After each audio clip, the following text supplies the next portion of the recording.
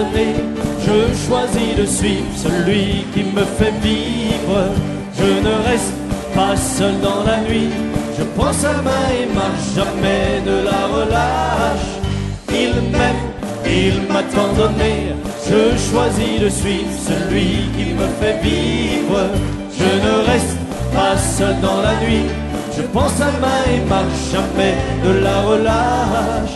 Il se tient tout près de moi, quand je dis viens vivre en moi, prends ma vie entière, fais-moi vivre à ta lumière. Je ne sais plus où aller, il est là pour me guider, et dans mes déserts, je connais le cœur du Père. Il m'aime, il m'a tant donné, je choisis de suivre celui qui me fait vivre. Je ne reste pas seul dans la nuit, je prends sa main et marche, jamais ne la relâche. Il m'aime, il m'a tant donné, je choisis de suivre celui qui me fait vivre.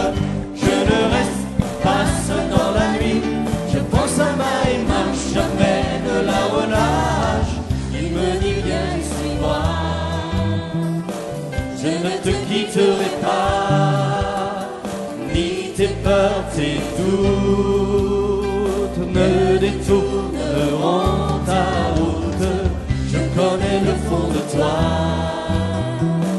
car je vois bien au-delà, jusqu'au bout des jours. Rien ne changera mon amour.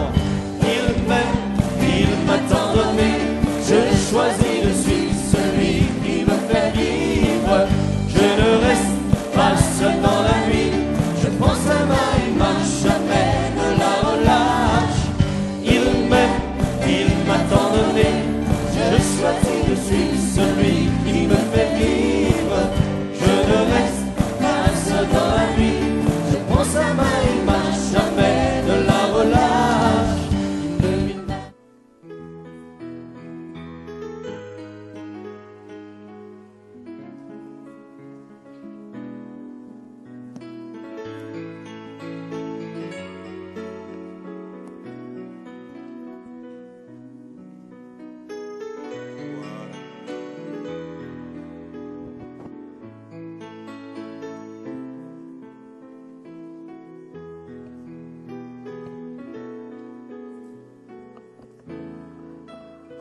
Gloire à Dieu, gloire au Seigneur. Si bon le Père est, si bon le Fils est, si bon l'Esprit Saint est, si bon. Amour, le Père est amour. Amour, le Fils est amour. Amour, l'Esprit Saint est amour. Parfait, le Père est parfait. Parfait, le Fils est parfait. Parfait, l'Esprit Saint est parfait. Puissant, le Père est. Puissant, le Fils est. Puissant, l'Esprit Saint est puissant. Amour, le Père est. Amour, le Fils est. Amour, l'Esprit Saint est. Amour, glorieux. Oh, glorieux, le Père. Glorieux, le Fils est glorieux. Oh, glorieux, l'Esprit Saint est. Amour, le Père est amour. Amour, le Fils est amour. Amour, l'Esprit Saint est. Une dernière fois encore amour. Amour, le Père est. Amour, le Fils est. Amour, l'Esprit Saint est amour. Si nous croyons cela, ça ce sont des faits de la parole qu'on ne peut pas renier, qu'on ne peut pas nier. L'amour de Dieu n'est pas une promesse, c'est sa nature. Et tant qu'on ne l'accepte pas, nous luttons avec cet amour-là. Parce que nous avons été habitués à l'amour conditionnel. Nos parents nous ont aimés en disant, si tu es sage à l'école, si tu fais ceci, si tu fais cela.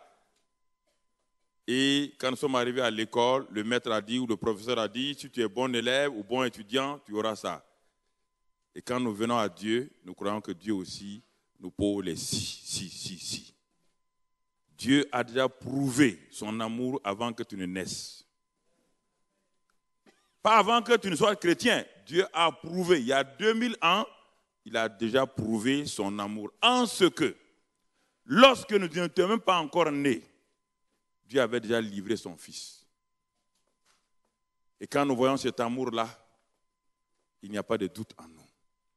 Nous sommes émerveillés et étonnés de cet amour que Dieu a manifesté envers nous en son Fils Jésus-Christ. Ce soir, nous allons voir la présence de Dieu avec nous et en nous. Qu'est-ce que cela réellement veut dire pour notre vie quotidienne? Je vous ai dit que la vie chrétienne, les premiers chrétiens et les autres, ils avaient des bâtiments, mais ils vivaient au dehors. Et la Bible dit que la foule les regardait et la foule était émerveillée et la foule disait, regardez combien ils s'aiment. Partout où il allait, il assaisonnait la vie de leurs compatriotes. Ils éclairaient ceux qui étaient assis dans les ténèbres. Ils communiquaient la vie parce qu'eux-mêmes étaient le lieu d'habitation de la vie divine. Ils communiquaient cela parce qu'ils ont appris une chose, que Dieu désormais est en eux. Alors, pour que nous puissions saisir cette réalité que parfois nous avons lue et n'avons pas pris conscience, nous allons aller d'Emmanuel pour arriver à Christ. Et pour cela, bien-aimés frères et sœurs, Dieu avec nous, c'est la pensée qui s'est imposée dans l'Ancien Testament. Et les Moïse ont grandi avec cette pensée, les Abraham ont grandi avec cette pensée, parce que n'étant pas né de nouveau, Dieu ne pouvait pas habiter dans l'homme. Et alors, tout ce que Dieu pouvait faire, c'était montrer sa manifestation extérieure à l'homme. Et l'homme, de cette manière, voyait toujours les signes extérieurs de la présence de Dieu.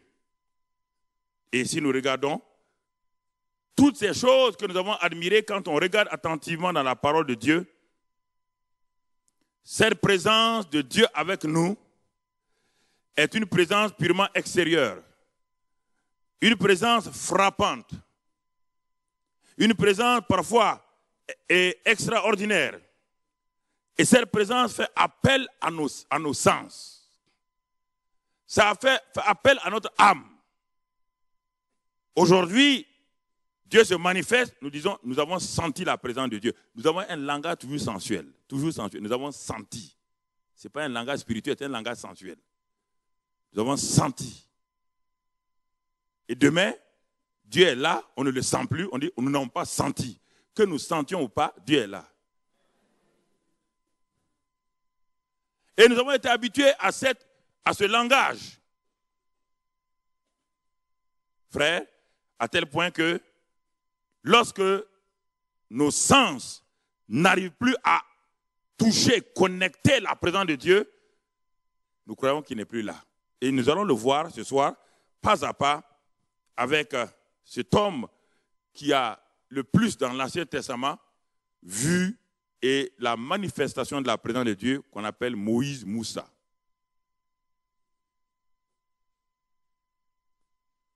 Un homme qui, dans toute la Bible, en dehors de Christ, qui transportait la présence de Dieu, a vu ce qu'on appelle la gloire extérieure de Dieu, a vu la manifestation de Dieu dans sa vie et autour de lui. Mais regardez comment tout cela s'est terminé. Et ensuite, nous allons passer au régime nouveau, Dieu qui va venir se tabernacler maintenant dans un homme. Dieu va venir habiter dans un homme. C'est le but final que Dieu cherchait. La croix était le moyen du retour de Dieu sur la terre. Écoutez-moi, frère. La croix, c'est pour nous sauver, mais c'était le moyen par lequel Dieu allait retourner sur la terre parce que l'homme s'était séparé de Dieu. Mais le but final de Dieu, ce n'était pas la croix. Le but final, c'est que Dieu habite encore dans l'homme, comme avec Adam. La réconciliation, le cycle est fini. Dieu vient habiter dans l'homme. Alors je deviens l'habitation de Dieu en esprit. Mais cela a pris un processus pour que Dieu nous puisse nous faire comprendre. Et avec Moïse, quand nous regardons attentivement, l'effet de la présence de Dieu est parfois extraordinaire. La présence de Dieu avec nous est tellement extraordinaire que parfois, nous nous posons la question si nous pouvons vivre. Je vous donne quelques exemples. En tant qu'ancien musulman, il fallait que Dieu me convainque d'abord par sa présence avec moi. Parce que je ne peux pas croire que Dieu puisse habiter dans un homme. C'était de l'hérésie dans ma tête, dans ma pensée. Que Dieu, qui est au ciel, qui est grand, puisse habiter dans un être humain. Donc Dieu a commencé d'abord par les manifestations extérieures pour m'amener tout doucement, comme on va le voir ce soir, à la réalité de sa présence en moi. Il m'a fallu plus de 15 ans que je découvre cela. Ça a commencé un jour, pendant 3 semaines, par la visitation de Christ Jésus dans ma chambre d'étudiant. 3 semaines. Du 9 au 21 février. Presque chaque jour, la présence de Dieu était manifeste. Je ne la comprenais pas. Hein? Si je dis que j'ai compris, je n'ai rien compris. Mais elle était là, elle était manifeste. Non seulement par la glorieuse lumière de Dieu dans ma chambre, mais aussi, à la fin, par la présence de Jésus en personne. Ce n'est pas une vision, je ne dormais pas. Jésus est venu en personne. Nous avons parlé. Il a parlé, je lui ai parlé. Et il m'a dit ce qu'il voulait faire de ma vie pour le futur. J'étais tout juste étudiant à Toulouse. Ça, c'est la première série de la visitation manifeste de Dieu avec moi. Mais après ces 3 semaines glorieuses, je vous assure, quand tout s'est estompé, ma vie n'avait pas changé. Mais j'essayais de reproduire cette manifestation. J'essayais de prier plus. Parce qu'au bout de 3 semaines de prière, que Dieu s'est manifesté. Donc j'ai voulu reproduire cette manifestation glorieuse de Dieu, ça ne s'est jamais passé. Deuxièmement, quand je suis rentré au pays, un jour, j'aimais beaucoup prier encore là. Je n'ai pas saisi ce que Dieu m'avait dit. Et je priais avec un jeune homme que j'ai amené chez moi le vendredi soir. Je faisais des veillées de nuit personnelles. Des veillées de nuit où je priais de 22h à 6h du matin. Toute la nuit, criais à Dieu. J'ai dit à un jeune homme, viens prier avec moi. Et à 2h du matin, quand la prière était intense, quand nos cœurs étaient ouverts totalement à Dieu, la gloire de Dieu est descendue dans cette salle-là. Personne ne pouvait lever la tête pour regarder, tellement la gloire de Dieu était intense. Tous les deux, nous tremblions. Notre corps ne pouvaient pas supporter cette gloire de Dieu-là. Et ça a duré pas plus de 10 minutes. Quand cette gloire de Dieu, tout juste est évanouie, comme tout juste quand on touche l'écran du téléviseur, tout est devenu obscur encore. Nous sommes sortis de cette présence-là, mais pendant quelques jours, ça nous a affectés. Mais au bout de 2 semaines, 3 semaines, tout s'est évanoui encore. Bah, je cherchais, vous comprenez, la manifestation de Dieu avec moi. Je cherchais à toucher Dieu par mes sens. Et Dieu m'a donné cette grâce-là de le faire. Une autre fois, c'était l'onction qui m'a saisi pendant des mois et des mois. L'onction de Dieu était sur moi de façon tangible, claire. Quand je m'arrêtais, je vous disais de venir là, la présence de Dieu venait sur vous, littéralement. Les parents venaient ramasser leurs enfants. Tout cela, quand ce temps est fini, tout s'est évaporé encore. Et après, c'est les guérisons, les délivrances, les paroles de connaissance. Tous ces jeunes-là, bon, les Cambo, ils m'ont connu avec ça. Toute ma vie était paroles de connaissance, paroles, donc la puissance de Dieu. C'est là qu'ils m'ont connu. Je révélais la vie. Directement, Dieu me révélait de façon précise votre problème. Mais je n'étais pas sage à l'époque, je vous révélais en public. Et ce qui a produit parfois des scandales. Maintenant, je suis devenu plus sage. Quand je vous parle, je vois, mais je ne vous dis pas. Je ne dis pas que les gens sachent, mais je vous regarde droit et je parle et je continue. Vous et moi, on comprend ce que je dis et je continue ma route. Mais après toutes ces années où cette manifestation de la présence de Dieu avec moi était là, je me suis assis et j'ai fait le bilan de ma vie spirituelle. Oui, du point de vue manifestation, du point de vue signe, miracle, j'ai vu beaucoup. J'ai vu les aveugles voir instantanés. J'ai vu 5 jeunes musulmans, nés sourds-muets, entendre, et là devant tout le monde. Mais quand je m'asseyais, je disais, mais Seigneur, mais pourquoi toutes ces manifestations n'ont pas produit un changement qualitatif dans ma vie? Dieu me dit, ça c'est ma présence avec toi. Mais tu n'as jamais cru à ma présence en toi. Ton problème, et la plupart des chrétiens, c'est cela, c'est que vous ne croyez pas que maintenant, je suis en vous. Et vous voulez reproduire ce que les Moïse ont reproduit et qui ne les a pas amenés au succès. Vous voulez reproduire ce que les Élie ont produit. Et un jour, je prêchais beaucoup sur la double onction de Élie et Élisée. C'était un de mes messages favoris. Quand je terminais un séminaire, je terminais par ça. 2 Rois, chapitre 2, où il est dit que Élie partait de Gilgal à Bethel et de Bethel ensuite à Jéricho, etc., etc. J'aimais prêcher cela et je disais maintenant, venez recevoir la double onction. Jusqu'à ce qu'un jour Dieu m'arrête. Il dit, mais mon fils, Élie n'avait pas la personne du Saint-Esprit en lui. C'est pourquoi dans l'Ancien Testament, j'ai déposé sur eux une certaine portion d'onction. Mais en Christ, depuis que Christ est venu et que la Pentecôte est venue, ce n'est pas une portion d'onction, c'est la personne du Saint-Esprit qui est là, qui est en vous.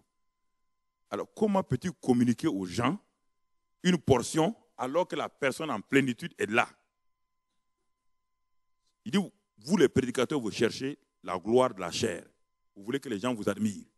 Et vous pensez que vous pouvez communiquer aux gens la double onction. Il dit, la plénitude de l'onction est en Christ. Et ce Christ-là est en vous. Donc le Saint-Esprit est venu en personne à la Pentecôte. Avant la Pentecôte, le Saint-Esprit n'était pas là en personne. Il dit, arrête-moi ces enseignements de la double onction. Ce sont les jeunes prédicateurs qui font ça. Parce qu'ils veulent la chair, ils veulent le gueule. Ils veulent qu'on les admire. Toi, maintenant, tu grandis, tu mûris. Avance. Ils aiment ça. Ils venaient double onction. Double onction, ils font des programmes, double onction. Puis, wow.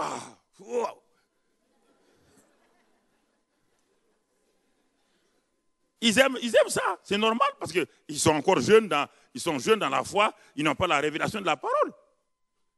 La Bible dit que la plénitude de la divinité était corporellement en Christ. La plénitude de la divinité n'était pas à Moïse, ni à Abraham, ni aux autres. Réfléchissez bien, frères.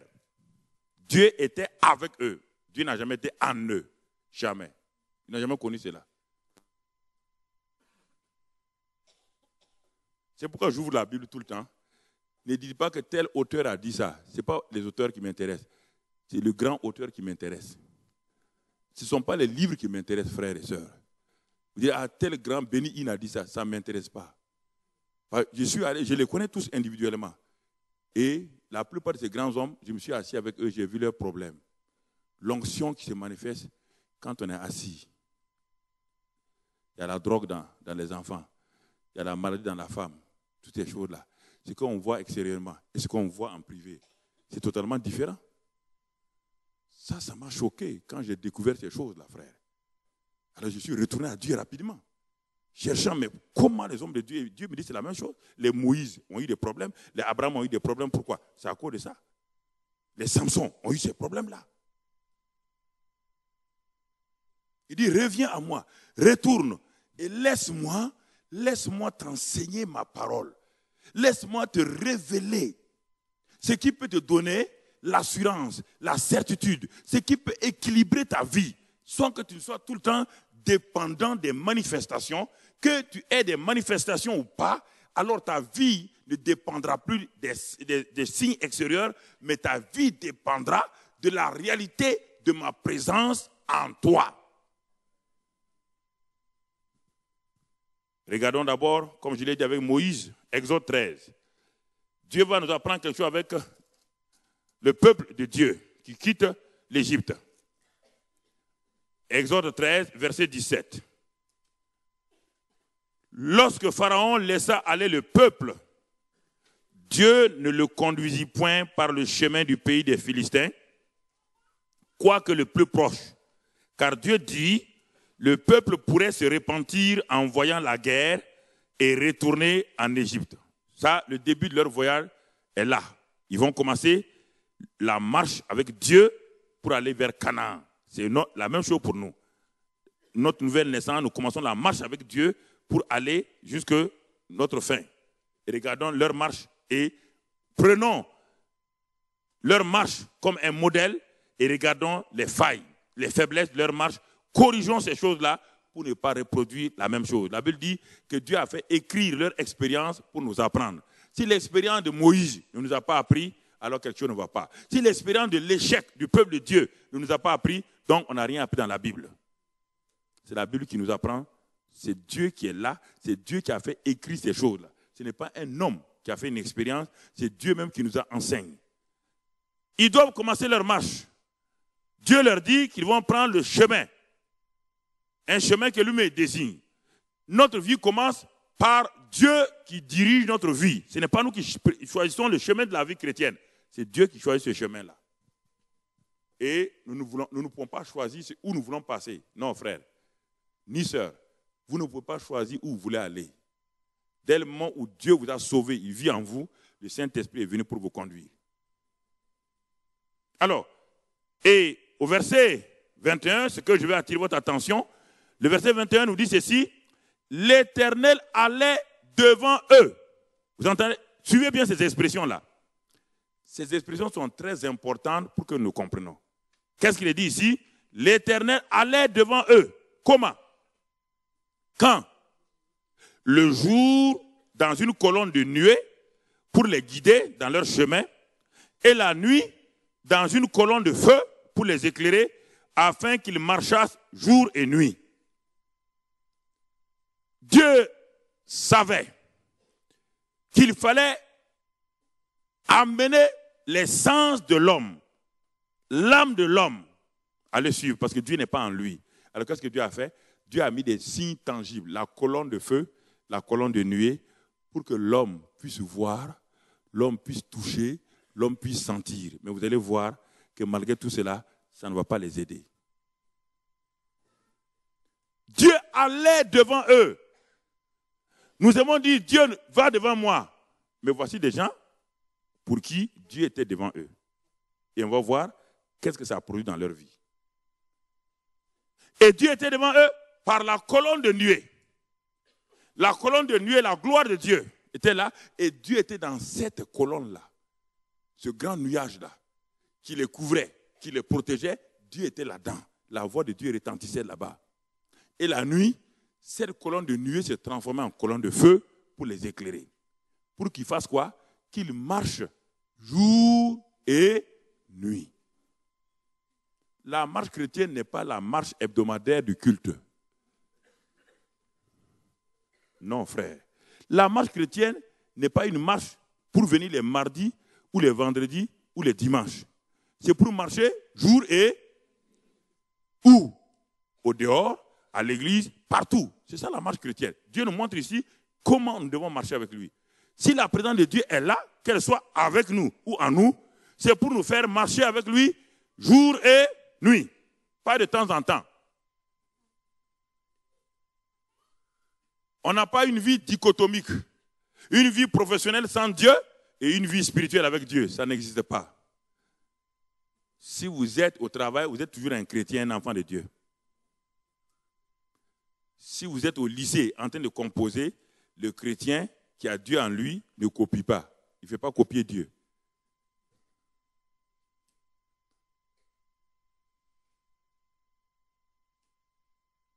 Comprenons ces choses. Dieu est avec nous dans notre lieu de travail. On ne peut pas être escroc au lieu de travail et être saint à l'église. Ça n'existe pas. Il faut que nous apprenions ces choses-là, frères.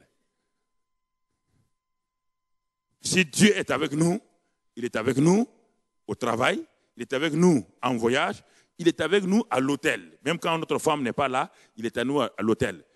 Dieu est avec nous à l'hôtel. Je ne vais pas ouvrir le téléviseur, regarder les films pornographiques. Parce que Dieu est avec moi dans la chambre d'hôtel. Il faut qu'on soit quitte, il faut qu'on soit clair.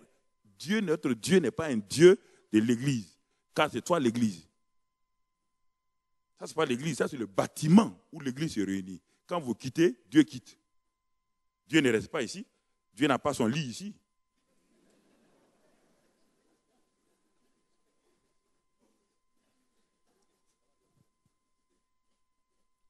Ce sont des vérités spirituelles qui nous libèrent. Dieu dit, vous connaissez la vérité. Le problème, c'est que nous lisons ces choses-là une fois et on passe. Non. C'est la méthode pédagogique pour certains aiment dire que le pasteur Karambiri se répète. Mais je vous pose la question. À l'école, comment vous avez appelé la surface du carré? C'est une seule fois? Le professeur a répété ça jusqu'à ce qu'il rentre. Même les totos ont compris. Même les plus faibles de la classe ont compris parce que le maître a répété. Car la répétition est la méthode pédagogique pour faire entrer une leçon. C'est pourquoi mes enseignements, je répète plusieurs fois. Car je sais que les gens entendent. Mais ils ne retiennent pas. Un enseignement de d'1 heure, ce que les gens retiennent ne dépasse pas 10 minutes. C'est un enseignement d'1 heure. Ce que les gens retiennent, pas plus de 10 minutes. C'est pourquoi je répète jusqu'à ce que votre position, qui est comme le béton, je renverse là et j'installe l'autel de Dieu. Je ne suis pas là pour débiter, je ne suis pas un perroquet pour débiter comme le perroquet de Samuel. Quand je m'avais dit bonjour Mamadou.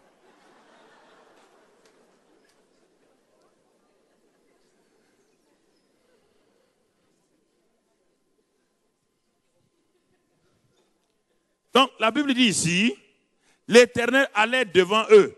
Alors, bien-aimés frères et sœurs, j'aurais voulu être là-bas, que je puisse voir la gloire de Dieu devant moi, dans une colonne de nuée, et le soir, dans une colonne de feu. Oui, mais attendons, maintenant on va voir ce qui va se passer.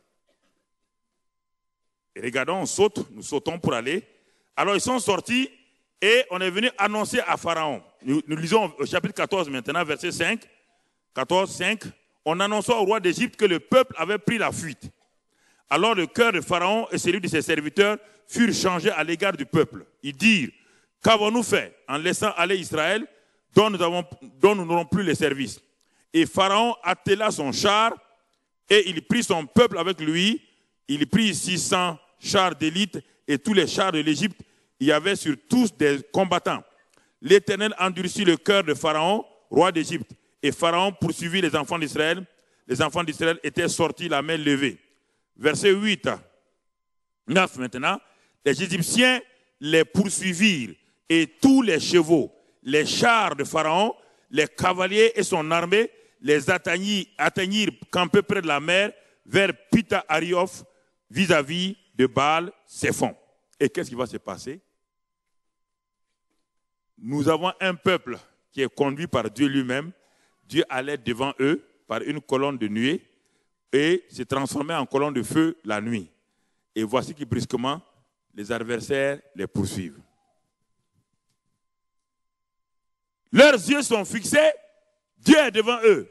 Leurs yeux sont fixés sur la présence de Dieu avec eux, puisqu'elle n'est pas en eux. Leurs yeux sont fixés sur la présence de Dieu dans la colonne. Et brusquement derrière, qu'est-ce qui se passe? Derrière, ils entendent des bruits. Ils entendent des bruits, ils entendent des cris. Et qu'est-ce qui se passe? Lisez la suite du verset. Pharaon approchait, verset 10. Pharaon approchait, les enfants d'Israël levèrent les yeux. Écoutez, comment, pourquoi on dit ils levèrent leurs yeux? Leurs yeux étaient déjà levés, puisque en marchant, en allant, ils regardent la colonne de feu et la colonne de nuée qui est devant eux. Ils sont en train de regarder. Mais on dit ici, ils levèrent les yeux. Ça veut dire quoi exactement? Est-ce qu'ils ont levé les yeux 2 fois?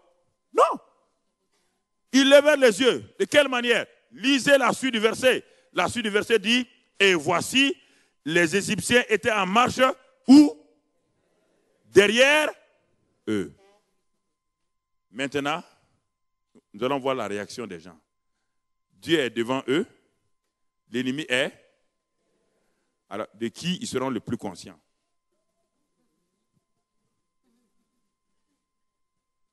Le Dieu qui est devant eux, est-ce qu'il fait du bruit? Il est calme, non? Est-ce qu'il crie? L'ennemi fera toujours que vous ne soyez pas conscient de la présence de Dieu parce que lui, il fait beaucoup de bruit. Il fait des choses pour attirer votre attention. Et c'est ça le piège que les chrétiens ne comprennent pas. Ils disent, ah, mais si Dieu était avec nous, Dieu était avec eux, Dieu était devant eux. Mais comme Dieu ne réagissait pas, Dieu n'a pas besoin de réagir. Dieu est sûr de lui-même. Mais es-tu sûr de ce Dieu-là que tu dis qu'il est devant toi, tu le regardes? Quand les gens disent Jésus devant nous, tu vas regarder Jésus devant où? Où? Il est où? Voici des gens qui ont vu Dieu dans une colonne et ils n'ont pas cru. Ils ont fait, qu'est-ce qu'ils ont fait? Ayant entendu le bruit derrière eux, ils ont fait demi-tour. Pour faire quoi?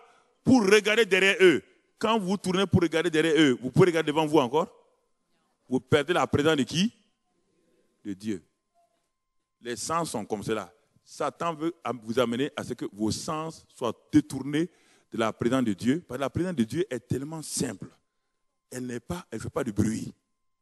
Mais quand vous vous habituez à ça, Satan fait du bruit. Il soulève la poussière. Il attire votre attention, vos 5 sens, pour que vous soyez conscient de la présence de Satan. Et dès qu'ils se sont tournés et ils ont vu la présence de Pharaon, la présence de ses chevaux, ils ont vu la poussière, ils ont entendu les cris des Égyptiens, la présence de Dieu est devenue nulle et non avenue.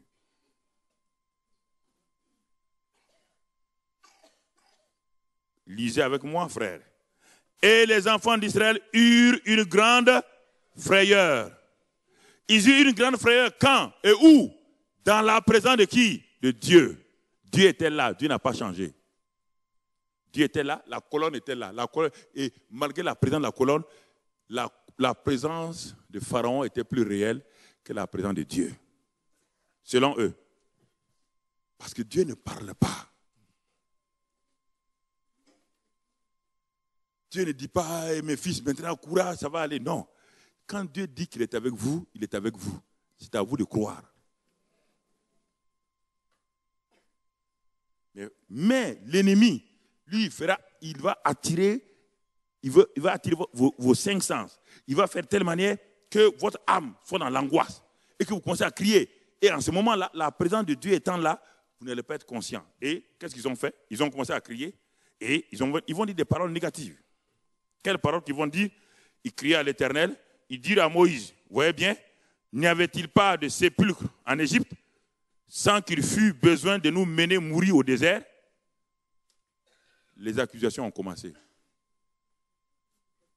Frère, pasteur, si Dieu m'aimait, pourquoi telle chose m'est arrivée? Voilà, ils sont en train de crier.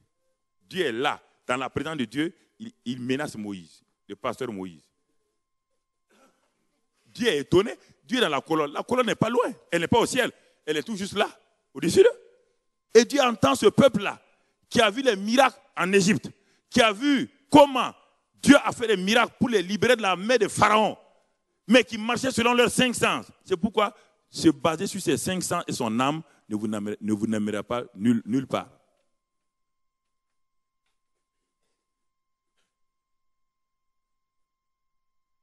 C'est la marche selon l'esprit. C'est pourquoi Dieu est en train d'arriver tout doucement.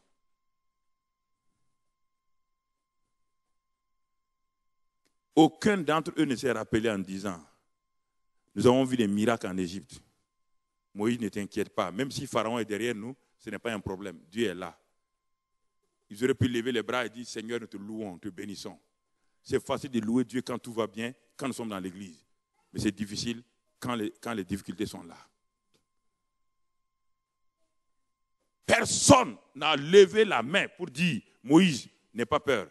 Nous sommes avec toi, bah, Dieu est là. Nous le voyons, il est là, sa présence est là. Ce que Pharaon fait, c'est du bruit. Ce que l'ennemi fait, ça n'a pas de valeur. Non, chacun a commencé à se plaindre. Et beaucoup de gens ne comprennent pas. Si Dieu m'aimait, pourquoi mon enfant est mort? Si Dieu m'aimait, pourquoi mon mari m'a quitté? Ça, Dieu ne répondra pas à ces sottises. Dieu ne répond pas à ça. Si l'amour de Dieu est le fait que votre mari soit parti, votre enfant est mort, votre femme est morte, si l'amour de Dieu est lié à ça, donc vous n'avez rien compris dans le christianisme. Rien, absolument rien. Je le dis avec clarté. N'avez-vous pas entendu Paul dire, qui me séparera de l'amour de Dieu? Sera-ce la tribulation? Sera-ce l'angoisse? Sera-ce la nudité? Sera-ce la faim? Sera-ce la persécution? L'épée, le péril? Il dit non. Dans toutes ces choses, nous sommes plus que vainqueurs. Vous ne dites pas amen, hein? Amen. Ah ouais, vous n'aimez pas ça beaucoup, hein?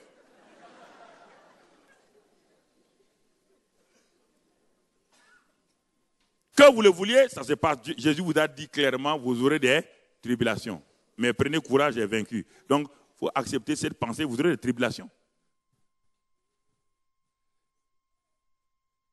Certains me disent, mais Mamadou, tu prêches comme si tu étais avec Dieu. Oui, j'étais avec Dieu. Il y a des gens qui confondent mon assurance avec l'arrogance. Quand un homme est sûr, il n'est pas arrogant. Il ne faut pas confondre l'assurance et l'arrogance. L'arrogance est basée sur une certitude, non pas sur soi-même, sur la présence de Dieu. Mais l'assurance, mais l'arrogance, je compte sur moi-même. Est-ce qu'un homme peut compter sur lui-même, faire des déclarations pareilles? Jamais. Alors si je vous parle, vous devez vous asseoir quand même. Cet homme-là, il vient chez nous depuis combien d'années? Il parle de la même manière. S'il était arrogant, il y a longtemps, Dieu n'aime pas les arrogants. Dieu hait les arrogants. Je vous parle d'assurance. Ne confondez pas l'assurance et l'arrogance. Je ne vous condamne pas, je ne me condamne pas, je ne condamne pas Dieu. Je veux que votre cœur rentre dans l'assurance, dans le repos. Simplement ça. Que votre cœur, enfin, qui est là, qui titube parce que tel événement est là, tel problème est là, et vous n'allez pas saisir Dieu, que votre cœur rentre dans l'assurance. Bien-aimés frères et sœurs, ils ont dit à Moïse, hein, tu es venu nous faire mourir, tu as échoué, ta mission, ton ministère a échoué. La preuve est que nous serons enterrés dans le désert. Tu nous as trompés. Tu n'as aucune puissance avec toi. Ils l'ont dit au moment où Dieu était là dans le silence et Dieu regardait son peuple en train d'accuser le pasteur Moïse. Et les anges ont dû dire à Dieu, mais ton peuple là, hein, ça ne va pas, Seigneur. Il a dit, non, non, laissons-les. Laissons-les, c'est l'homme comme cela.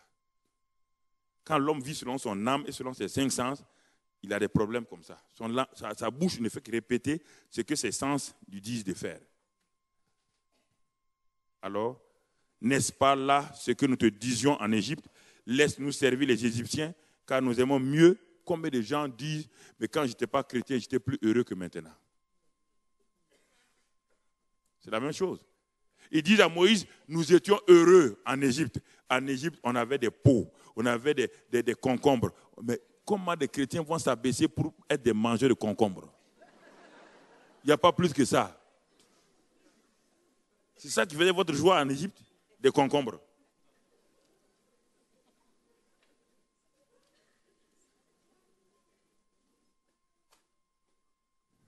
Cela est très important. Alors, ils se sont plaints, ils ont parlé, et à la fin, Dieu va réagir. Et Dieu va réagir, et nous regardons le verset 19, l'ange de Dieu qui allait devant le camp d'Israël partit et alla derrière eux. Maintenant, la présence de Dieu va bouger pour aller où? Derrière eux. Ils n'ont pas cru, mais Dieu croit en lui-même. Dieu bouge, il va derrière. Et qu'est-ce qu'il fait? Et la colonne de nuée qui les précédait partit et s'éteint derrière eux. Mais au lieu de bavarder, s'ils s'étaient arrêtés, ils avaient dit, Seigneur, nous sommes en danger. Toi qui nous as sauvés en Égypte, tu n'as pas changé, tu es le même. Seigneur, tu vois les ennemis qui sont là. Seigneur, alors nous comptons sur toi, nous te remercions. Ils étaient dans le calme. Ils ont crié, ils ont pleuré. Dieu sait ce qu'il fait avec votre vie. Il n'y a rien dans votre vie qui surprenne Dieu, frères et sœurs. Apprenez à avoir confiance en ce Dieu. Rien ne le surprend, rien, absolument rien. Il avait prévu, il savait bien. C'est lui qui a endurci le cœur de Pharaon pour que Pharaon les suive. C'est lui qui a endurci. Ayant endurci le cœur de Pharaon, il savait bien ce qu'il a prévu pour Pharaon. Il connaissait la fin de l'armée de Pharaon. Et Dieu va exécuter son propre plan. Il exécute son propre plan, mais le peuple n'est pas dans la joie. Parfois, à force de murmurer, Dieu nous répond, on n'a pas de joie. Parce qu'on a trop murmuré. Et la réponse de Dieu devient comme une culpabilité. On n'a pas su attendre Dieu dans la joie, dans la paix, dans la louange, dans l'action de grâce. Dieu va les libérer. Et effectivement, l'armée de Pharaon va périr dans la mer.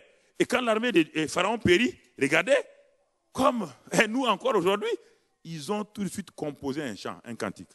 Chapitre 15. Ils ont composé un cantique. Lisez, chapitre 15. Alors Moïse et les enfants d'Israël chantaient ce cantique à l'Éternel. Ils dirent, je chanterai à l'Éternel, car il a fait éclater sa gloire, il a précipité dans la mer, le cheval est son cavalier, l'Éternel est ma force, il est suivi de mes louanges, c'est lui qui m'a sauvé. Des phrases comme ça là. Mais pourquoi si vous savez que c'est lui qui vous sauve, pourquoi vous avez murmuré? Pourquoi murmurez-vous?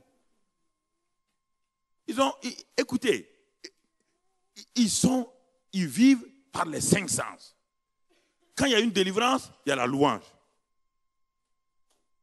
Quand il y a une victoire, il y a la louange. Et ils ont chanté. Ils ont chanté. Et au verset 13, par exemple, verset 13, il est dit, par ta miséricorde, tu as conduit, tu as délivré ce peuple, par ta puissance, tu les diriges vers la demeure de ta sainteté. Ils ont chanté. Et cette partie-là est devenue un cantique où on dit, par exemple, par ta puissance, tu les diriges vers la demeure de ta sainteté. Nous chantons cela. Mais c'est bon de chanter ces cantiques. Quand il y a eu délivrance, mais quand il y a problème, je vous pose la question. Comment Shadrach, Meshach, Abednego, comment ont-ils pu marcher? Étaient-ils aveugles? N'avaient-ils pas les 5 sens? N'avaient-ils pas le goûter, l'odorat et le toucher? Ne savaient-ils pas que ce feu-là était un feu terrible qui va les brûler? Ne savaient-ils pas cela? Et c'était un feu, un semblant de feu? Non. Comment ces 3 jeunes gens ont-ils pu aller dans ce feu-là s'ils n'étaient pas conscients? Ils ont dit à Pharaon, si Dieu ne nous délivre pas, ce soir nous allons souper avec lui. Mais s'il nous délivre aussi, gloire à lui. Quand vous honorez Dieu comme cela, malgré les épreuves, Dieu va manifester sa gloire. Et là, ils sont sortis du feu sans que leurs cheveux n'aient été touchés. Comment Daniel a accepté d'être jeté dans la fosse au lion? Ce que nous appelons les épreuves de caractère, ce n'est pas des épreuves, ce sont nos mauvais caractères. La plupart des chrétiens, ce qu'ils appellent épreuves là, ce sont les mauvais caractères. Ce n'est pas épreuve ça. Ah, mon mari m'a dit ça. Moi, je n'aime pas ça. Ça, c'est mauvais caractère. Change. Hey. Ça, ce n'est pas une épreuve ça. Ce n'est pas une épreuve ça. Ça, c'est l'enfantillage. Voici le feu. Le feu est là. Dieu ne les a pas délivrés du feu. Ils sont entrés d'abord dans le feu. Dieu ne les a pas délivrés de la fosse au lion. Ils sont d'abord descendus dans la fosse au lion. Vous entendez? Ils sont rentrés dans la fosse au lion. Et quand ils sont rentrés, c'est en ce moment que Dieu a fermé la gueule au lion. Toi, tu ne veux pas rentrer dans la fosse. Tu veux que Dieu te délivre avant. Ça, ce n'est pas la gloire de Dieu.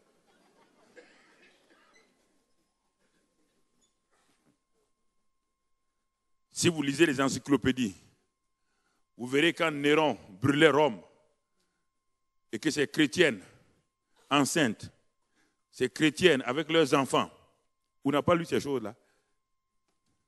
Je vous pose la question. Vous croyez que vous avez plus la valeur que les chrétiens du temps de Néron? Vous croyez que Dieu vous aime plus que eux et que Dieu doit vous protéger? Quand ces chrétiens, on a brûlé Rome, on a dit que c'est eux, on les a pris, les femmes enceintes, on a dit si elles renient Christ, on va les laisser. On a ouvert leur ventre avec des couteaux. Elles ont dit nous ne renonçons pas. On a pris leurs enfants devant les bêtes féroces, jetés. Église, vous êtes assis dans la moquette, il n'y a pas de poussière, il n'y a rien, et vous plaignez. Vous mangez, vous buvez gras, et vous plaignez. Allez-y en Afrique, dans les églises de brousse, ils ne mangent pas. Ils n'ont même pas de natte pour dormir. Allez-y voir les miracles que Dieu fait. Allez-y voir comment ils sont établis sur la réalité de Dieu. Quand on dit que Dieu est comme ça, ils croient Dieu est comme ça. Un point, c'est tout. Ils n'ont pas de Bible. Ils ne savent pas lire la Bible. Ils n'ont pas d'école biblique. Est-ce qu'il y a deux sortes de chrétiens? Je vous pose la question. Il y a deux sortes de chrétiens? Il y a un seul royaume. Il y a une seule Bible. Il y a un seul Saint-Esprit. Il y a un seul Dieu, un seul Seigneur.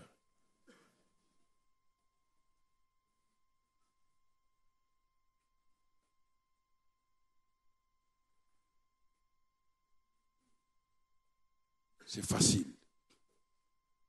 C'est facile de lever la main quand tout va bien.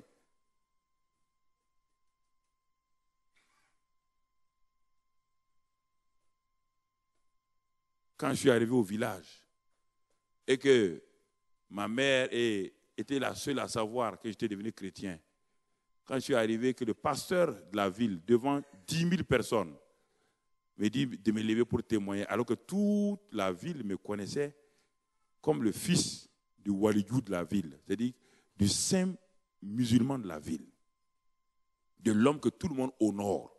Et son fils a osé trahir. Et il doit aller témoigner devant 10 000 personnes qui attendent. Et quand je suis monté sur la chair, mes genoux tremblaient. Ma mère avait peur parce qu'elle savait ce qui va m'arriver. Quand j'ai osé devant ces gens-là ouvrir ma bouche et dire que j'ai été converti, je suis devenu chrétien, d'abord c'était tout juste des rires, des ricanements, je peux dire. Mais après, quand les gens ont su que j'étais devenu chrétien, le lendemain, clairement, ils ont dit il faut qu'il meure. J'étais le jeune de la ville sur qui tout le monde mettait son espoir. Il est parti en France étudier, il va venir, il va devenir un grand patron, il va aider le village, il va faire ceci. Et brusquement, il devient cafre. Il devient un incirconcis. J'ai déçu tout le monde. Et j'étais là, le lendemain. Les attaques ont commencé. Je perdais du sang. Je mourais littéralement, là. En ce moment-là, que vais-je faire? Je vous pose la question. Ma mère pleurait. Il dit, maman, ne pleure pas. Le Dieu qui m'a sauvé là, il va me libérer. Mais en ce temps, je faiblissais. Ma mort était assurée. Les gens attendaient ma mort. Et cet après-midi, à 15h, j'étais assis devant ma case, devant ma maison. Et j'ai dit, Dieu, je t'ai connu comme le vrai Dieu. J'ai reçu ton fils Jésus-Christ. Non, j'ai confiance que cette difficulté-là va s'achever dans ta gloire. Je sais une chose, Père, je sais qu'ici, ils vont découvrir que Christ est réel. Et quand j'ai loué le Seigneur, j'étais faible. Mes parents pleuraient. Ma fiancée, on n'était pas mariés encore. Ils ont fait toutes sortes d'injections. Rien. L'église du village a prié. Rien. Et là, tout seul, brusquement, vers 15 heures, la présence de Dieu est descendue sur moi. Je me suis levé, totalement renouvelé. Et j'ai pris la moto de ma fiancée et j'ai fait le tour du village. Ils ont dit, mais il n'est pas mort. Je ne suis pas mort. Mais aujourd'hui, allez-y, décembre passé, il y a 2 ans, ce que Dieu fait dans la ville maintenant. La ville, ils ont au moins 50 000 habitants. Mais regardez ce que Dieu a fait, des miracles. Des jeunes gens se sont levés à des dons. Nous sommes allés enseigner. Des jeunes gens incultes qui ne savent même pas parler français. Des aveugles voient, les sourds entendent. Des jeunes gens. Plus de 1000 personnes. La communauté musulmane a fait une délégation pour venir me saluer en disant, viens chaque année dans le village, par ton Dieu est vrai. Mais quand je souffrais, je mourais. Quand je souffrais, je mourais. J'étais seul. Mais c'est Dieu qui était en moi, que je ne connaissais même pas qu'il était en moi, je ne savais pas en ce temps-là, est venu à mon secours. Frères et sœurs, la présence de Dieu avec nous, c'est une chose. Mais si nous ne prenons pas garde, cette présence de Dieu peut s'évaporer lorsque l'ennemi attaque. Et l'ennemi, quand ils ont fini de chanter ici, regardez, viens au verset 22. Verset 22, après ce grand cantique-là, Moïse fit partie d'Israël de la mer Rouge. Ils prirent la direction du désert de Chour. Et après 3 journées de marche dans le désert, ils ne trouvèrent point d'eau. Ils arrivèrent à Mara et ils ne purent pas boire l'eau de Mara parce qu'elle était amère. C'est pourquoi ce lieu fut appelé Mara. Le peuple murmura contre Moïse en disant, que boirons-nous? 3 jours après avoir chanté un cantique merveilleux, 3 jours après avoir dit que Dieu est réel, qu'il est notre force, les voilà encore les sensuels, les chrétiens charnels. Les voilà en train de murmurer. Simplement parce que l'eau qu'ils devaient boire est devenue de l'eau amère. Le Dieu qui a changé l'eau en sang en Égypte. Le Dieu qui a ouvert la mer Rouge était toujours là dans la colonne de feu, dans la colonne de nuit au-dessus d'eux. Et au lieu de regarder à ce Dieu-là, ils ont regardé à l'eau amère de Mara. Qu'est-ce qui leur coûtait d'enlever cette eau amère de Mara et de remercier Dieu, de dire à Dieu, toi qui es présent avec nous, toi qui es là, cette eau amère-là, cette eau de l'amertume, transforme-la. Il n'a pas besoin de murmurer et avant que Moïse n'agisse. La présence de Dieu était là. Quand il murmurait, Dieu était dans la colonne. Ils ont murmuré. La présence de Dieu avec nous, c'est bien. Mais si c'est les 5 sens, si c'est simplement l'âme qui prend ce Dieu-là, il est fort quand nous sommes dans la salle, mais il est faible quand nous sommes au dehors dans les épreuves. Et nous terminons toujours par l'incrédulité et des murmures contre lui. Lisez la suite. Je n'ai pas venu de le lire.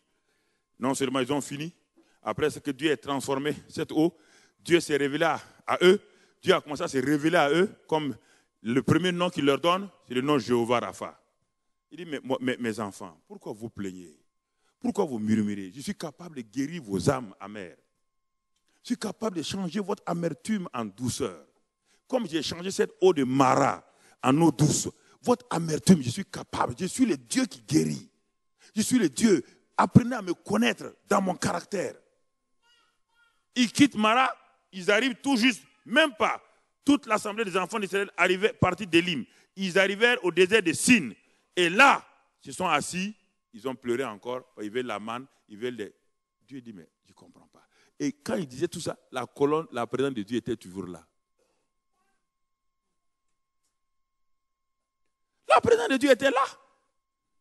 Elle n'a pas changé, elle ne s'est pas évaporée, elle était là. Ils ont dit, on veut la manne. Moïse a couru pour aller dire à Dieu encore, Seigneur, il veut la manne. Dieu a donné la manne. Lisez tout. Et à la fin, ils vont arriver à quelque chose de très, très dangereux.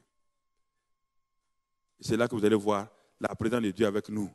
Si elle n'est pas assaisie, si elle n'est pas saisie par notre esprit, si c'est toujours nous voulons sentir la présence de Dieu, c'est un danger.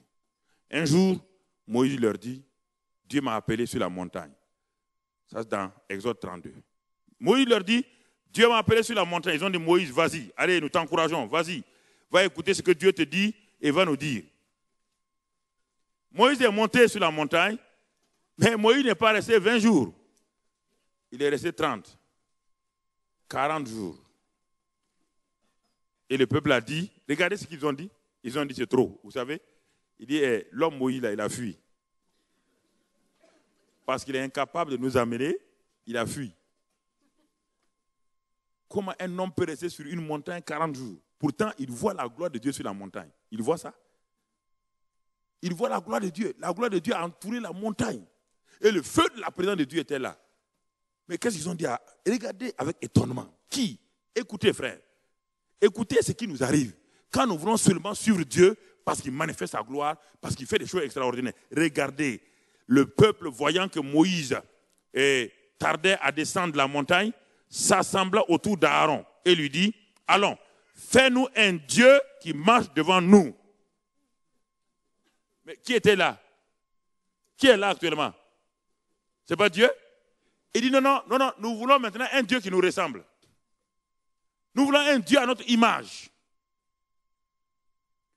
Notre mental refuse de croire qu'il y a Dieu dans ce nuage-là. On ne le voit pas. Nous voulons un Dieu palpable, que nos 5 sens peuvent toucher, que nous pouvons embrasser. Et de temps en temps, on peut le coincer la tête coq s'il n'est pas correct. On veut ce Dieu-là. Mais un Dieu qui se trouve là-bas loin, on ne voit pas. On veut un Dieu qui nous ressemble.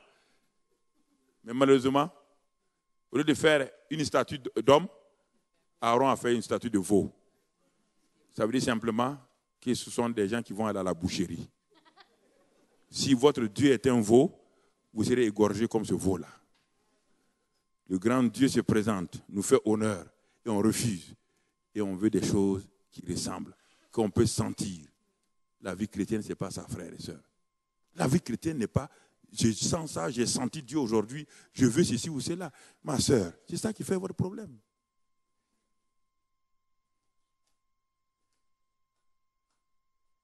Ça semble être bien, ça semble être beau, mais ça ne dure pas.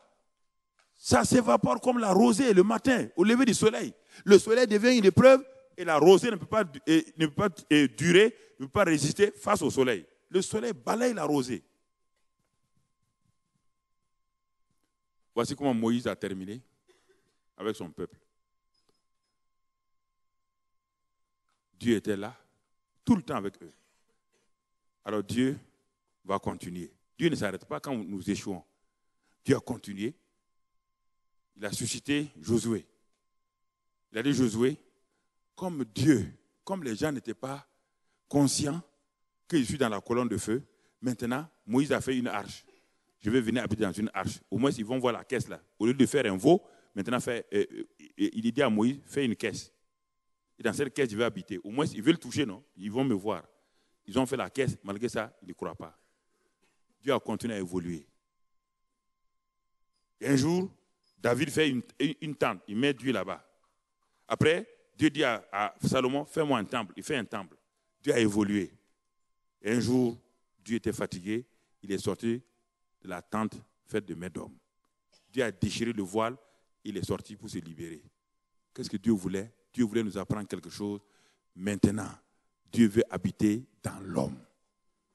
Il est fatigué d'habiter dans des choses faites de main d'homme. Il est fatigué d'habiter, d'être un Dieu lointain. C'est un Dieu, c'est un père de famille. Un père de famille et son enfant sont en communion. Un père de famille habite au milieu de son peuple. Un père de famille a une relation d'intimité avec ses enfants. Dieu veut que nous soyons ses enfants. Pour que nous soyons ses enfants, il est venu habiter en nous pour que nous naissions de nouveau dans son royaume. Et pour nous encourager à cela, il envoie son propre fils, la parole qui était avec Dieu et qui était Dieu. Cette parole était esprit d'abord. Quand on dit la parole était Dieu, avec Dieu, c'était une parole esprit. Mais cette parole est devenue chair. Elle a pris un corps de chair.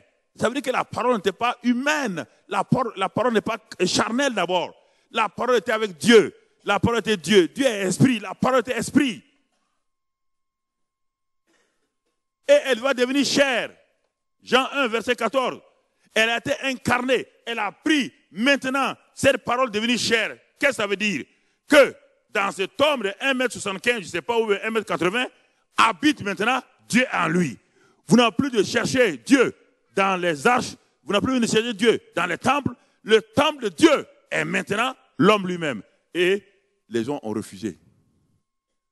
De même que nous refusons aujourd'hui, ceux qui étaient avant nous ont refusé. Les Juifs ont refusé littéralement que Dieu habite dans un homme. Et les chrétiens refusent. C'est là aujourd'hui la réalité de Dieu en nous. Les chrétiens refusent, comme les Juifs ont refusé. Jean 10, regardons, frères, Jean 10. Ils savaient que le Messie doit venir.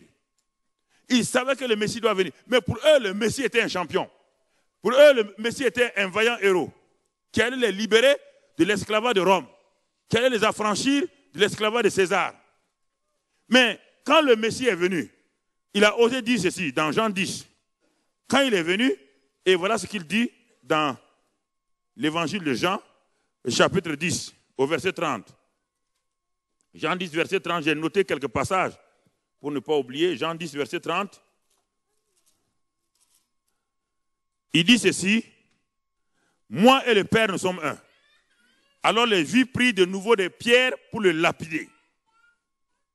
Au verset 38, regardons le 38.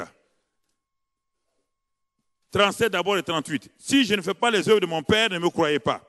Mais si je les fais, quand même vous ne me croyez point, croyez à ses œuvres, afin que vous sachiez et reconnaissiez que le Père est en moi et que je suis en eux. » Là-dessus, il cherchait encore à le saisir et à le tuer. L'homme refuse de croire qu'il peut être une habitation de Dieu. Et les gens les plus religieux, les Juifs, ont refusé ce fait-là. Et les chrétiens encore aujourd'hui ne veulent pas ça. Ce qu'ils veulent, c'est Dieu toujours avec nous. Dieu n'est plus avec nous, Dieu est en nous.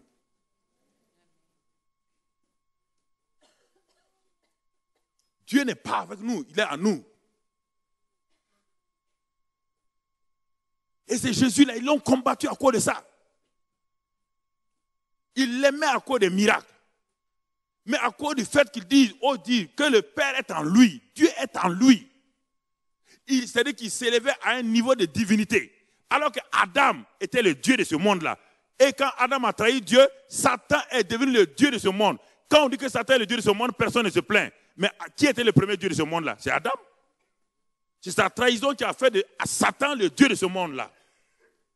Nous ne voulons pas accepter des vérités. Nous avons des doctrines parfois étriquées qui refusent la réalité de Dieu. Que Dieu nous donne le courage de ne pas avoir peur de l'opinion des gens sur nous, d'avoir peur d'offenser Dieu. Les Juifs ont refusé. Ils ont dit non, Dieu n'habite pas en toi. Mais nous pensions que c'était les Juifs religieux seulement. Mais maintenant, regardons les disciples de Jésus. Quand Jésus disait ça devant les Juifs, ses disciples eux-mêmes ne croyaient pas. Et un jour, dans Jean 14, Jésus a dit la même chose. Et un disciple vient à Jésus et dit, mais oh Jésus, bon, tu as assez parlé que Dieu est en toi, que le Père est en toi, que ceci ou cela. Montre-nous le Père. Vous voyez, frère, il suivait Jésus. Il ne croit pas. Il ne croit pas, frère. Le problème, Dieu est en vous. Il est en vous. Mais vous luttez avec cette pensée. Vous voulez qu'il soit. Il est où actuellement? Il y a deux endroits où Dieu est. Il est au ciel, assis là-bas, avec Christ. Et deuxième endroit sur la terre, il est en nous.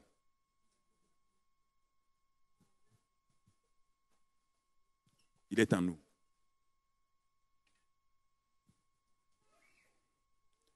Et il dit ici, il dit Philippe, c'est lui qui m'a vu, a vu le Père.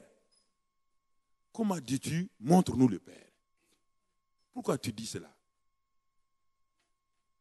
Il dit, ne crois-tu pas, vous entendez? Ne crois-tu pas que je suis dans le Père et que le Père est en moi? Il va plus loin. Il dit ceci, les paroles que je vous dis, je ne les dis pas de moi-même. Et le Père qui demeure en moi, c'est lui qui fait les œuvres. Il nous dit cela, nous lisons, nous refusons. Même aujourd'hui. Il dit, je ne peux rien faire de moi-même. Et il nous répète, vous ne pouvez rien faire de vous-même. Pourquoi pendant 30 ans, il n'a pas agi? Parce que le Père n'était pas en lui encore. Et le jour où il a été baptisé par son parent Jean-Baptiste, le ciel s'est ouvert, le Père est descendu, il est rentré en lui. Et le Père a dit, tu es mon fils bien-aimé en qui j'ai mis toute mon affection. Mais sur la montagne de la transfiguration, le Père a ajouté autre chose. Sur la montagne de la transfiguration, quand il était transfiguré, quand Moïse est apparu, vous devez comprendre ces vérités-là. Sur la montagne de la transfiguration, les disciples étaient n'oubliez pas, étaient des juifs. Et tout juif admire 2 personnes dans la Bible, Moïse et Élie. Moïse reprend la loi et Élie reprend la puissance des prophètes. Même les disciples qui étaient avec lui, même les 3 meilleurs, hésitaient, doutaient. Sur la montagne de la transfiguration, le Père fait exprès. La gloire du Père s'intensifie en lui. On appelle transfiguré ou métamorphosé, c'est la même chose. Brusquement, Jésus est métamorphosé, transfiguré devant ses disciples. Et avant cette transfiguration, il apparaît à sa droite, Moïse, à sa gauche, Élie. Donc la loi et les prophètes sont là. Et qu'est-ce qui va se passer? Jésus voulait que les gens comprennent. Le Père voulait comprendre, faire comprendre les gens. Et ils n'ont pas compris. Parce qu'à présent, les gens continuent à pratiquer la loi et les prophètes. La loi et les prophètes. Brusquement, la transfiguration vient. Jésus happe la loi, il happe les prophètes, il les avale, il les met en lui. Et quand brusquement tout disparaît, on ne voit que Jésus seul.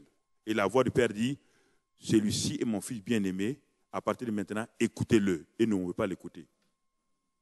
N'écoutez plus Moïse, n'écoutez plus les prophètes, écoutez-lui. Si tu ne veux pas, si tu ne comprends pas, ça va lire dans Hébreu. Tu vas voir, tout Hébreu te révèle tout cela. Il dit, Moïse n'a pas amené quelque chose à la perfection.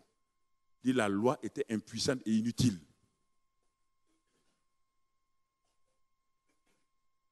Mais nos cerveaux ne veulent pas accepter ces vérités. On est habitué à un Dieu au dehors. Un Dieu devant qui on pleure. Mais un Dieu qui est en nous, là, Dieu vous montre cela. Il dit, écoutez-le désormais. Vous avez écouté Moïse, vous avez écouté Élie, c'est très bien, mais maintenant, regardez, Élie et Moïse sont où? Sont en lui. C'est pourquoi quand il parle aux disciples d'Emmaüs, il prend les Écritures.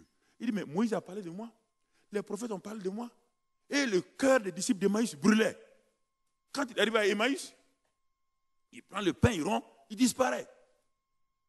Et il retourne sur ses disciples encore. Ils sont dans la chambre haute, ils ont peur. Il reprend les mêmes Écritures. Il leur dit, mes frères, mes fils, mais Moïse, ils ont parlé de moi. Mais quand je suis venu, le temps de Moïse et d'Élie, c'est fini. J'ai tout accompli. Tout est à moi maintenant. Il n'y a plus de Moïse. Il n'y a plus d'Élie. Quand vous lisez leur histoire, c'est pour faire quoi? C'est pour vous apprendre quelque chose. Et dans 2 Corinthiens, Paul nous dit, mais quand on continue à lire Moïse, il y a le voile qui est sur nos yeux. Et quand le cœur se convertit au Seigneur, le voile est ôté. Et en ce moment-là, quand le voile est ôté, quand nous regardons la parole, la loi de la liberté, nous sommes transformés de gloire en gloire par l'Esprit qui est en nous, à l'image de celui. Vous pouvez accepter ces vérités bibliques. Seigneur.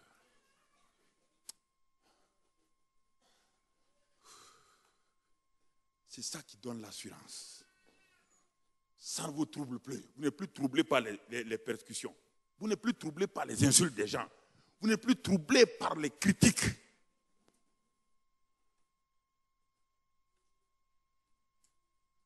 C'est pourquoi Jésus n'était pas troublé. Et les gens l'ont insulté. Les gens l'ont menacé. Les gens ont voulu le lapider. Il n'était pas troublé. Parce qu'il a dit, vous tous vous me trahirez. Je ne suis pas seul. Car le Père qui est en moi demeure en moi. Il dit, vous allez tous m'abandonner. Vous allez tous me fuir. Mais il y a quelqu'un qui ne peut pas me fuir parce qu'il est en moi, le Père. Il va me garder. Et c'est pourquoi il nous a enseigné dans Jean 14, il a commencé à nous enseigner quelque chose, il a commencé à nous dire, il a commencé à parler, il dit, je ne vous laisserai pas orphelin, je viendrai à vous.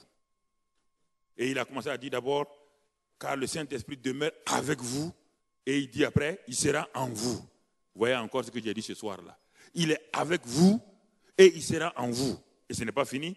Il dit, en ce jour-là, vous connaîtrez que je suis en mon Père, le verset 20, que vous êtes en moi et que je suis en vous. Et ce n'est pas fini, il continue. Il dit, verset 23, si quelqu'un m'aime, il gardera ma parole et mon Père l'aimera. Nous viendrons à lui et nous ferons notre demeure chez lui. Il est en train de préparer les disciples à la présence de Dieu en eux. Il sait bien que ce sont les Juifs. Il sait bien qu'ils vont résister à cette pensée. Il est en train de les préparer.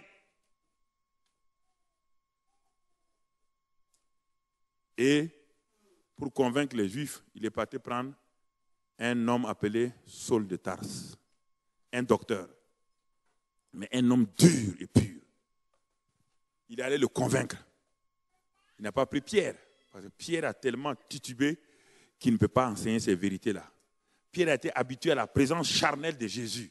C'est pourquoi 2 Corinthiens 5,16 dit, par la bouche de Paul, si nous avons connu Christ dans la chair, nous ne le connaissons plus comme cela. La connaissance de la chair de Christ n'est plus valable. Et verset 17, il dit, si quelqu'un est en Christ maintenant, il est une nouvelle créature. Les choses anciennes sont passées, toutes choses sont devenues nouvelles, et cela vient de Dieu. Et qu'est-ce qu'il dit? Ce Paul-là, qui n'a jamais vu Jésus, qui n'a jamais salué Jésus, pourquoi il a-t-il une telle grande révélation? Il n'a jamais été un disciple de Jésus. Il n'a jamais salué Jésus. D'où vient la révélation de Paul? C'est ça que nous sommes, le Paul est notre modèle. Ce n'est pas Pierre. Pierre a connu Jésus. Notre modèle, nous n'avons jamais connu Jésus dans la chair. Nous ne le connaissons pas dans la chair. Et on ne peut pas le connaître dans la chair. Nous devons être comme Paul, qui par la révélation connaît le Seigneur. Et Paul déclare dans ses épîtres, il nous parle. Il dit, mais le mystère caché dans tous les âges, révélé maintenant à nous, ce mystère, la glorieuse richesse de ce mystère parmi les païens, c'est Christ en nous, l'espérance de la gloire. Il dit, c'était un mystère qui était caché, que Pierre n'a pas connu, que Jean n'a pas connu. Ce mystère, il dit, c'est moi, Dieu. Dieu m'a révélé ce mystère-là pour que je révèle à l'Église aujourd'hui son corps. Que je révèle à l'Église que le mystère révélé, c'est Christ en nous, l'espérance de la gloire. Il dit ça aux Colossiens. Mais aux Galates, il dit la même chose. Aux Galates, il dit, mais Galates, je ne vous comprends pas. Vous ne savez pas une chose? C'est que nous avons été crucifiés avec Christ. Et si je vis, ce n'est plus moi qui vis, c'est Christ qui vit en moi. Ce n'est pas une image. C'est Christ qui vit en moi. Et il dit aux Éphésiens, nous sommes désormais la maison d'habitation de Dieu en esprit. Il dit aux Corinthiens, il dit, mais je ne comprends pas Corinthiens. 1 Corinthiens 3, 16, il dit, mais vous ne savez pas que votre corps est le temple du Saint-Esprit? Vous ignorez ces béabas-là? Votre corps est le temple du Saint-Esprit. 1 Corinthiens 6, 17, il dit, mais c'est lui qui est devenu chrétien. Son esprit et le Saint-Esprit sont devenus un. Il dit de même que l'homme naturel s'allie à une prostituée. Les deux deviennent chers. Ils produisent quoi? Un enfant. Il dit de même que nous, aujourd'hui, on est devenus un avec l'Esprit Saint de Dieu. Il dit, vous ne savez pas que votre corps et votre esprit ont été rachetés à un grand prix et que vous ne vous appartenez plus à vous-même. Ces vérités, on ne les lit pas. 1 Corinthiens 6, 17 à 19. Vous ne vous appartenez plus à vous-même. Quand vous habillez, vous devez habiller le corps de Christ. Quand vous mangez, faites attention. Là où Dieu habite là, prenez soin. Ne donnez pas au corps de Dieu des choses qui le choquent. Mais nous ne sommes pas conscients que Dieu est en nous. C'est pourquoi nous faisons n'importe quoi. Nous ne sommes pas conscients que Dieu habite en nous. Sinon, frères, nous allons entretenir nos corps mieux que ça. Personne n'a détruit son corps. Pourtant, Dieu nous a avertis. Il dit, malheur à qui détruit mon temple, je le détruirai. Nous refusons toutes ces choses-là. Nous croyons que c'est des images. Ce n'est pas des images. Les images, c'est l'Ancien Testament. L'ombre, c'est l'Ancien Testament. La réalité, c'est le Nouveau Testament. Frère, si nous étions conscients de cela, nous ferons beaucoup attention à ce que nous mangeons, ce que nous buvons. Nous ferons attention. Je me demande si quelqu'un va aller dans un palais présidentiel et déverser sur le palais présidentiel des poubelles. Dans le palais présidentiel se trouve le président. Dans aucun pays du monde, la garde ne va jamais admettre que vous venez mettre des choses souillées sur le président dans son palais. Vous êtes le palais divin. Vous êtes le palais divin, vous n'êtes pas conscient de ça, vous mettez n'importe quelle ordure sur Dieu, le Saint-Esprit en vous. Réfléchissez un peu. Comment voulez-vous vous entendre avec Dieu quand vous le souillez en permanence? Quand vous jetez sur lui des ordures, quand vous dites des choses qui ne lui plaisent pas, et Dieu vous dit, ne détruisez pas le temple. Si vous êtes conscient que vous êtes le temple de Dieu, vous ferez attention.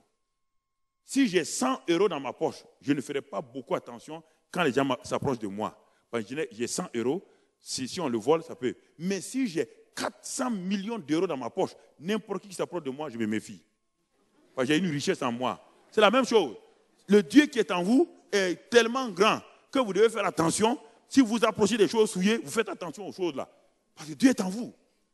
La crainte de Dieu saisit vos cœurs. Il dit la crainte de l'Éternel, c'est la haine du mal. Parce que Dieu est en moi. Je refuse que mon corps soit souillé. Je refuse que les choses sales me touchent. Non pas parce que je veux faire la discipline, mais parce que j'aime mon Dieu, je vais le conserver. Ça, c'est Dieu en nous. Et c'est ce Dieu en nous qui opère. Je vais m'arrêter là. Il y a beaucoup de choses à dire, mais c'est par la foi qu'on accepte ces choses-là. Par la foi, on accepte ça et on commence à opérer. Et ces derniers temps, quand j'ai commencé à enseigner ces choses-là, j'ai commencé à voir notre jeunesse. J'ai commencé à voir comment ils ont pris conscience qui ils sont. Ils ont commencé à comprendre qui ils sont. Je vous ai dit les 3 verbes. Ce que nous sommes, ce que nous avons et ce que nous pouvons faire. Si tu n'es pas conscient de ce que tu es, tu ne sais pas ce que tu as. Et si tu ne sais pas ce que tu as, tu ne peux rien faire. Donc, d'abord, je suis, j'ai et je peux. Si tu n'es pas conscient de ça, tu ne peux rien faire. Et Satan n'a pas peur de toi. Satan a peur de la présence de Dieu en toi. Satan n'a pas peur de toi, frère. Non. Satan, il a une avance sur toi. Il a ridiculisé Adam et Ève dans le jardin, là. Alors que Ève et Adam étaient sans péché. Et toi, tu es né dans le péché, grandi dans le péché. Il n'a pas peur de toi. Il savait que s'il arrivait à faire sortir la présence de Dieu en Adam, il a gagné. C'est ce qu'il arrivait à faire. En mangeant l'arbre de la connaissance du bien et du mal, il a donné sa nature à Adam. Automatiquement, la nature divine est partie. Donc, il savait, il contrôle. C'est ça. Il veut te faire croire que Dieu n'est pas réel, que la présence de Dieu n'est pas réelle. Il veut te faire croire que tu peux tout par toi-même. Il veut te faire croire que tu es un homme capable, que tu es une femme capable. Il veut te faire croire que sans Dieu, tu ne peux pas. Jésus a dit, sans moi, vous ne pouvez rien. Comme la branche ne peut pas porter de fruits sans le cep. Et le sarment dépend du cep. La vie du cep est dans le sarment. La puissance du cep est dans le sarment. C'est Dieu en nous. Dieu en nous, frère. Et quand je crois à ça, je commence à le confesser. Je commence à vivre là-dedans. Je commence à réaliser l'amour de Dieu. Et je commence à réaliser la joie de Dieu qui coule à moi. Mon esprit devient un fleuve. Et mon âme reçoit soi. Et moi, je dis à mon âme bénit le Seigneur. Que tout ce qui est en moi bénisse son Saint-Nom. Pourquoi? Parce que non seulement il m'a purifié, il m'a libéré, mais mon âme réjouit-toi en Dieu. Parce que la présence de Dieu est si glorieuse. Dieu est si bon. Dieu est si merveilleux. Dieu est si parfait. Et cette joie de Dieu m'habite. Cette paix de Dieu surpasse toute intelligence. Et qui me donne l'assurance. Et qui me donne de marcher. Quand même les vents, les tempêtes sont autour de moi. C'est pourquoi Jésus dormait dans la tempête. Jésus sait bien qu'aucune tempête ne peut tuer Dieu qui est en lui. Il n'a pas peur, il dormait. On va s'arrêter là. C'est bon. On va prier. Père, merci encore. Oh, donne-nous d'être conscients de cette réalité divine en nous. Prie, mon frère. Ce n'est pas le temps. Dis à Dieu. Parce que quand tu vas quitter ici, les choses, la puissance de l'air va te... Tu vas dire, non, quand je vais arriver à la maison, quand tu vas arriver à la maison, tu vas trouver un problème qui va te faire oublier mon message. Commence à parler ici maintenant. Commence à parler à Dieu. Dis, Seigneur, donne-moi d'être conscient de ça, pas de temps en temps. D'être conscient de ça dans les temps de feu, dans les temps de les rivières, dans les temps difficiles, d'être conscient de ça. Que personne ne peut me séparer de ta présence. Que ni le feu, ni la famine, ni les épreuves ne peuvent me faire séparer de ta présence. Seigneur, je crois ta présence en moi. Tu vis en moi, je suis ta demeure. Tu es la maison du Saint-Esprit. Parle à Dieu, confesse cela et dis à Satan, tu ne peux me séparer. Quelles que soient tes tribulations, tu ne peux me séparer de la présence de Dieu en moi. Ce Dieu habite en moi dans mon cœur. Il habite dans mon esprit. Et je suis l'habitation de Dieu en esprit. Et ce n'est plus moi qui vis, c'est Christ qui vit en moi. Et ce Christ qui vit en moi, c'est l'espérance de la gloire. Et toute la plénitude de la divinité qui était en Christ demeure en moi. J'ai tout en Christ. Tous les trésors de la sagesse et de la science habitent en moi. Et c'est pourquoi j'ai la sagesse de Dieu. J'ai l'amour de Dieu. L'amour qui ne faillit pas. J'ai la sagesse de Dieu qui me donne de construire les choses, de bâtir ma vie. J'ai la foi de Dieu qui est en moi, qui me permet de faire des exploits. Et tout cela est lié à la personne de Dieu. Seigneur, je te remercie ce soir par Christ Jésus-Christ, par Christ Jésus qui est ma force, qui est mon refuge et qui est en moi. Sois béni et sois loué, sois exalté. Et Seigneur, que tu touches les corps, que tu touches les pensées, que tu touches les vies des gens et qu'ils réalisent que quand Christ est là, la puissance de guérison se manifeste. La grâce de Dieu surabonde. Père, sois béni et sois loué. Au nom de Christ Jésus. Amen.